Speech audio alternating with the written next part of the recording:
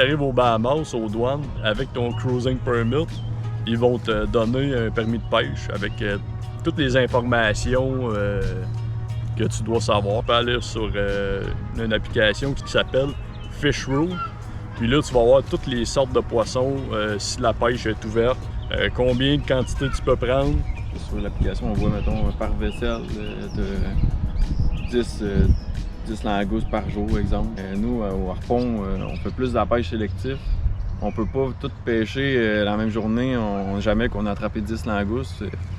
On chasse souvent les plus gros, ceux qui vont la peine. Les petits, on les laisse là. Comparativement aux...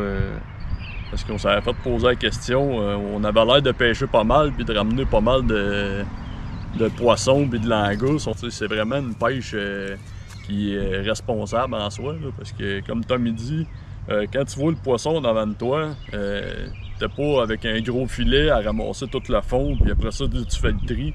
Tu les vois les poissons, tu vas les choisir puis on fait pas une tuerie de masse, t'es choisi, là, tu tireras pas les plus petits pour le fun parce que tu sais qu'ils vont devenir plus gros puis ça va engendrer d'autres poissons. En tout cas, vous comprenez le principe. La pêche au harpon, souvent, c'est un à la fois quand tu as réussi à en prendre un, puis on passait peut-être en moyenne 5-6 heures par jour en pêche dans l'eau. Fait que on passait beaucoup de temps, on revenait pas toujours avec quelque chose, mais petit consommateur personnel, puis on fait aucun gaspillage. Ce qu'on ramasse, on le mange. Sinon, ça s'en retourne aux requins, tu sais. Le reste des carcasses s'en retourne aux requins, mais on n'a pas des bateaux qui ramenaient 15 langoustes parce qu'ils pouvaient ramener 15 langoustes. On était plus du genre, on en prend 2 pour le repas, puis le reste, il restera dans le fond de l'eau. Ça sera à quelqu'un d'autre. Puis on est rentré exactement dans l'ouverture de la langouste, puis on est sorti dans la fermeture. Fait qu'on a pu profiter de la saison complète. La langouste, juste quand on est sorti, là, c'est là qu'ils font leurs œufs, puis ils sont plus propices à l'accouplement. Fait qu'on était juste dans la saison. C'est pour ça qu'on l'a sorti autant.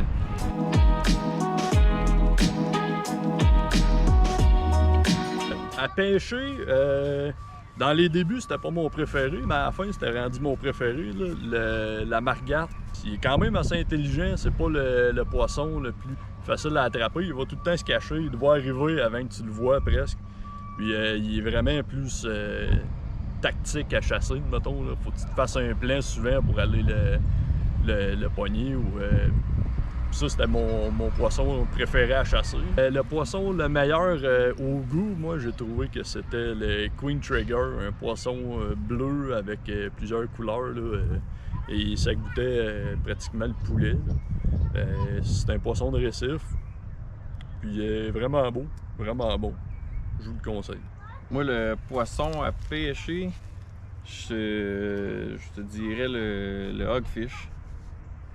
Le hogfish, c'est un poisson particulier quand même, qui a un look assez spécial. Il était pas trop curieux, mais juste assez. C'est rare qu'on a vu en plus. Quand t'en vois un, t'es tellement content que tu cours après, puis ça devient une belle pêche. Puis au goût, je dirais le même, le Queen Trigger, mais juste pour pas dire le même, c'est plate. Le maïs était très bon. C'est une pêche différente à la ligne. J'aimais ça beaucoup, la ligne, mais souvent t'as rien, mais quand t'as quelque chose, c'est excitant. On n'a pas pu goûter au thon ni au wahoo, mais regarde, on peut pas tout avoir. Moi, je suis pas une grande mangeuse de poissons, faut dire, dans la vie, là, mais c'était le Queen Trigger et le maïs. Moi, ça a été la langouste puis le maïs. Le maïs en premier, la langouste après.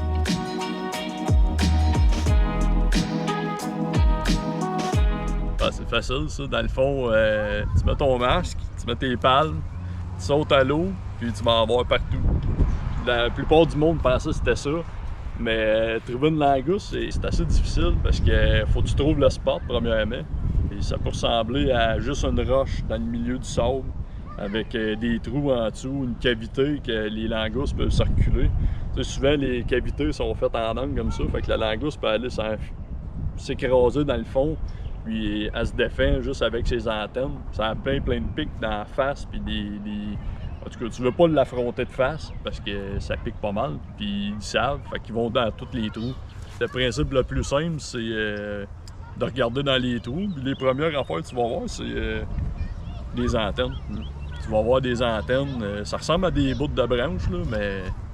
Bon, on nous a souvent dit, tu pêches au-dessus de l'eau, tu vois les antennes, mais ça n'a pas vraiment été ça pour nous autres parce qu'on cherchait et on trouvait rien. Il fallait descendre puis aller fouiller dans les trous. Des fois, c'était dans le 20 pieds, dans le 30 pieds. On descend dans le fond, puis on check en dessous des trous. Puis si on en voit, on reprend notre souffle, puis on travaille en équipe pour les sortir. Bon. Les inlets aux Bahamas, en général, il y a vraiment plus de vie.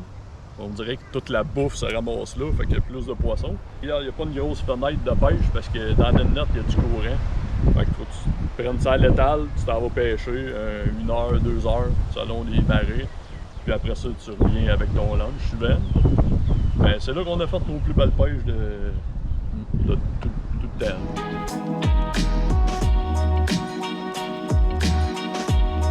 Ça dépendait des jours. Après une brosse sur le bateau à Jumbo, on pêchait dans le 10-15 pieds. Ben, des fois, ça nous tentait d'aller côté mer, là, dans le 30-40 pieds. 30-40 pieds, ça commençait à être le range, le fun de chasser. C'était sportif. Là. Mettons, tu étais en haut, là, tu essayais de spotter quelque chose d'en haut, mais le relief, tu le vois pas du tout d'en haut. Fait que tu prends une chance, tu descends, tu spottes un poisson. Tu le vois tout petit en haut, mais quand tu descends, tu commences à avoir du relief de au moins 10 pieds, là, les trous partout. Puis là, tu vois, plus tu t'approches, plus le poisson grossit. Puis là, ça devient que tu n'as plus de souffle. Tu remontes vite. Pour ça, c'était plus sportif, pas mal. Là.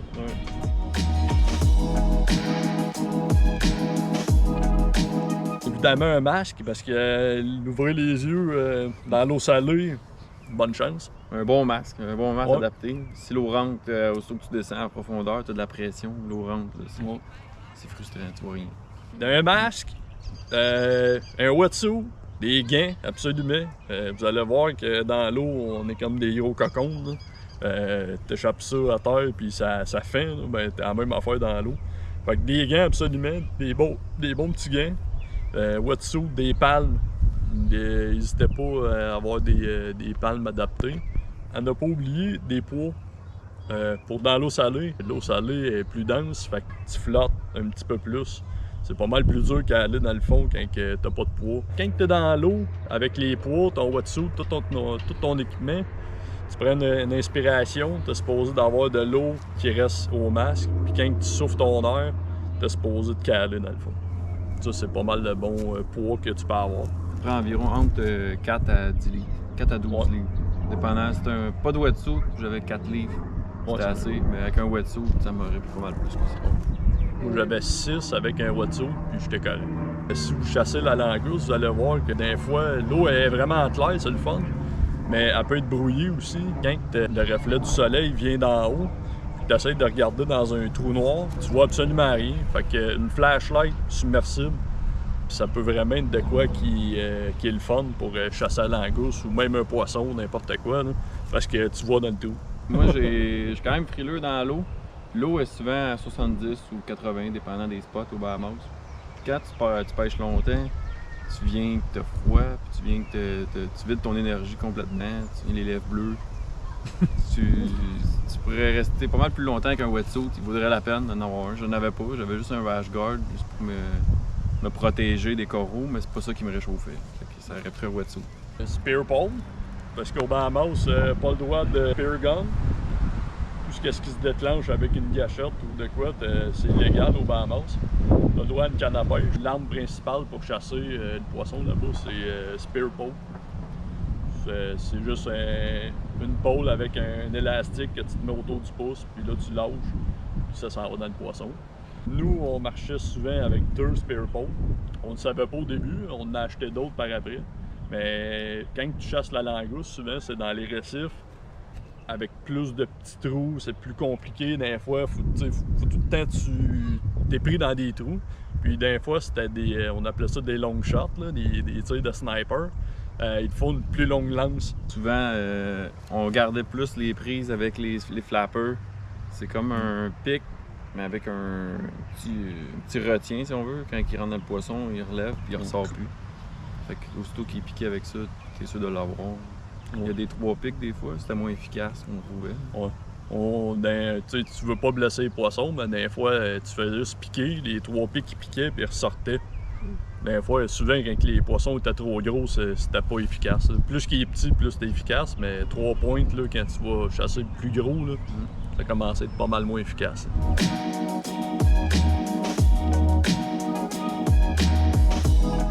La génétique de mon père, ça m'a aidé en apnée.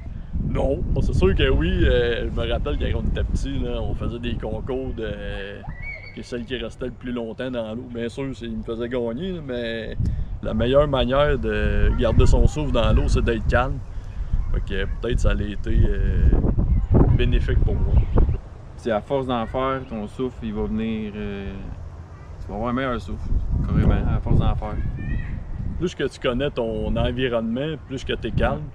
Parce que, c'est nouveau au début, là, tu plonges dans une espèce d'étendue d'eau là, immense que c'est de l'inconnu, puis c'est silence là-dedans, là, tu commences à stresser, mais là, c'est pas ça qui va t'aider à garder ton souffle. Faut que tu sois calme, tu descends doucement.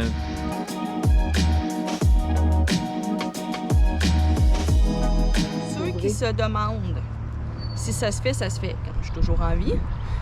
Ça a été dur, par exemple. Je vous cacherai pas, là, un enfant de 2 ans, ça ne demande pas d'être dans un 30 pieds, là, tout pogné avec ses 2 parents 24 heures sur 24, 7 jours sur 7. Il a besoin de bouger comme tout le monde. Mais pour de vrai, ça a vraiment bien été. Là. Il a fait ça comme un champion.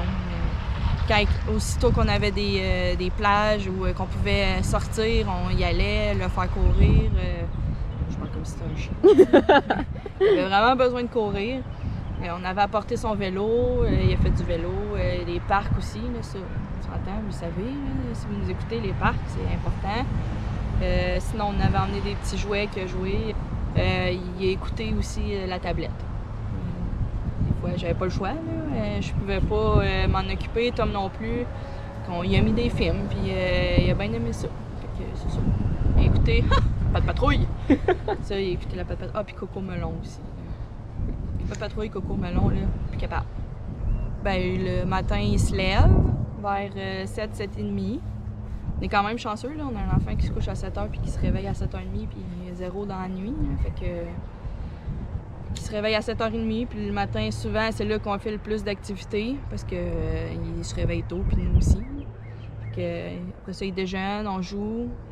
Il fait encore une sieste l'après-midi, fait que de 1 heure environ, 1 heure, 1 heure et demie.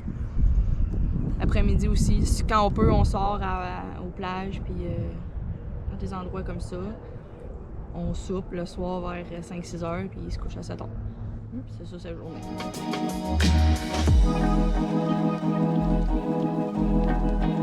Apprendre la propriété sur un bateau, c'est facile. Il était tout le temps tout nu. Surtout que quand j'ai commencé à vouloir l'apprendre, ben, on arrivait aux Bahamas, fait que il faisait chaud, là. Donc ça a été super facile. Je le mettais tout nu, puis il y avait son petit pot. Puis quand, pour vrai, c'est pas, à part le numéro 2, c'est pas échappé tant souvent là, de pipi, là, puis il a vraiment été bon. Puis là, ben, je peux dire qu'il est propre, là. Il fait tout dans son petit pot. Puis il est habillé, là, parce qu'il fait fret, là. Il est habillé, puis ça va numéro 1.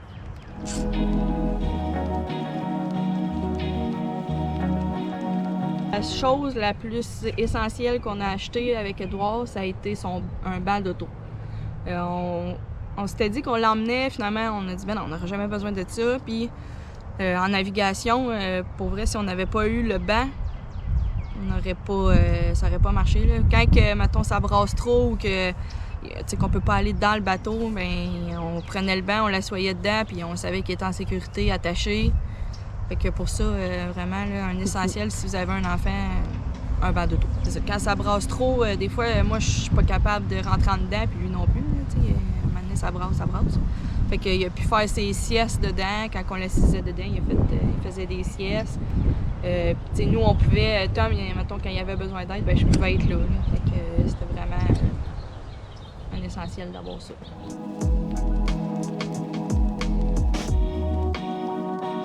On est parti plus que 6 mois, mais pas sur une même année, parce que les années, comment c'est compté pour la Régie de l'assurance maladie du Québec, c'est du mois de janvier au mois de décembre. Fait que nous, on est parti moins de 6 mois sur sur l'année, mettons, 2021 ou 2022? Ben, on est parti, mettons, en septembre jusqu'en décembre. Ça Ouais. faisait 4 mois. Après ça, janvier à juin. Un autre comme 4 mois, mais sur 2 années fiscales différentes, si on peut dire.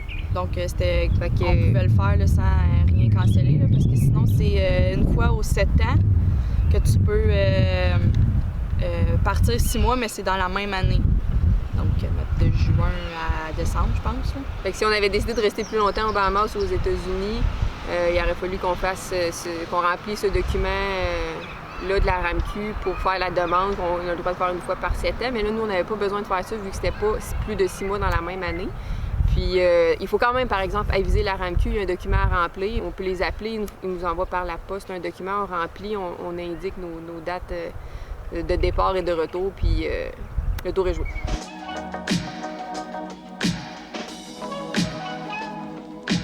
Fait qu'environ, là, tout dépendant de qu'est-ce que tu en fais aussi, là, de ton budget, nous, ça nous coûtait entre 1500 et 2000 US. Ouais, par mois. Environ. C'est sûr que peut-être sur la côte Est, on a peut-être dépensé un petit peu plus qu'au Bahamas. Il y a quand même plus de distractions. Mais ça dépend tellement de plein de choses. C'est une question tellement difficile à répondre. Nous, on est des gens qui se satisfaisons de peu. Par exemple, nous, en termes d'activités, on n'avait pas nécessairement besoin d'aller à chaque 2 jours au restaurant ou de faire plein d'activités payantes. On aimait bien des trucs plus naturels ou aller voir des choses comme ça.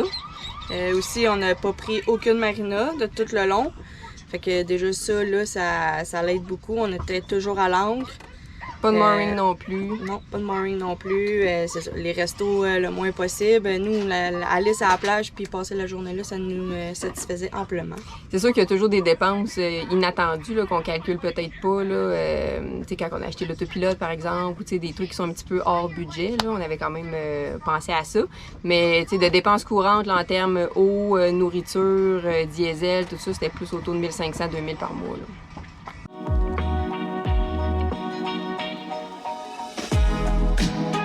Pour l'argent, comment on payait ici, on s'est ouvert un compte US, une carte de crédit compte US pour le voyage seulement. Là, comme ça, tu n'as pas besoin de convertir toujours là, avec ta carte. C'est converti US. Une carte qu'on a pris avant de partir, puis qu'on va canceller, mais qu'on revient. C'est avec Desjardins, dans le fond, c'est ouvert un compte US avec Desjardins. Puis là, on pouvait aller mettre de l'argent de notre compte canadien vers notre compte de carte de crédit. C'est une carte de crédit, là, par exemple. C'est pas un compte d'argent courant. Mais fait qu'on utilisait tout le temps notre carte de crédit US aux États. Fait que oui, il y a des frais de conversion quand on va mettre un montant dans notre carte, mais on le paye une fois, le frais de conversion, versus à chaque transaction, sinon, là, si on n'aurait pas fait ça. Fait que ça allait super bien.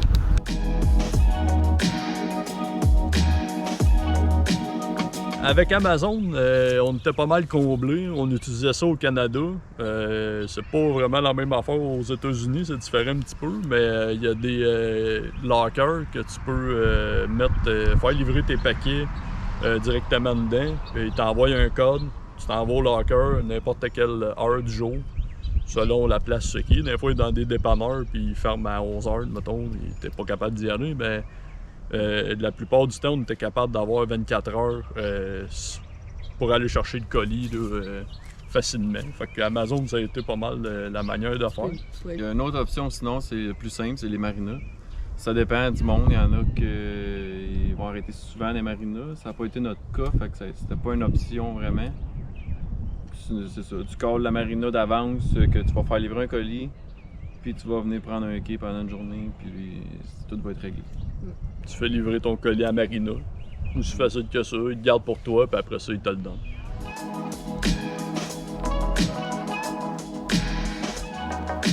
Toutes les pièces de ton bateau en dos. Facile, merci, bonsoir. Non, pour vrai, toutes les pièces de bateau que tu peux avoir en double, c'est le mieux. Mais on sait qu'en réalité, tu ne veux pas te dépenser pour ça, avoir tout en double, mais vous allez voir au Bahamas, il n'y a absolument rien. Quand il y a quelque chose, c'est trop cher. Ouais. Tu veux pas acheter ça. Tu veux voir, ça va te dépanner, mais tu vas le sentir sur ton portefeuille.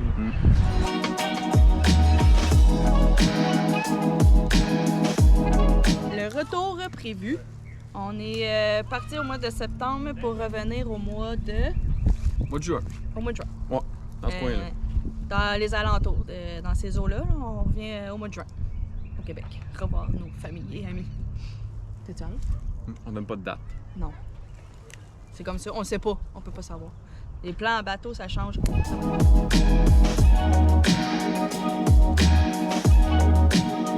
Fait que pour la suite du voyage, comme c'était prévu, les 2 bateaux vont être vendus, puis on retourne au Québec. Mais après ça, c'est sûr que avec notre énergie débordante, on va sûrement se trouver un autre projet, que ça soit un catamaran, un plus gros bateau, ou même pas, puis ça peut être justement même pas relié à l'eau. Ça, l'avenir le dira. Les 2 couples, on a plein d'idées, puis on verra bien ce qui va arriver. Fait qu'on vous tient au courant de nos prochains projets.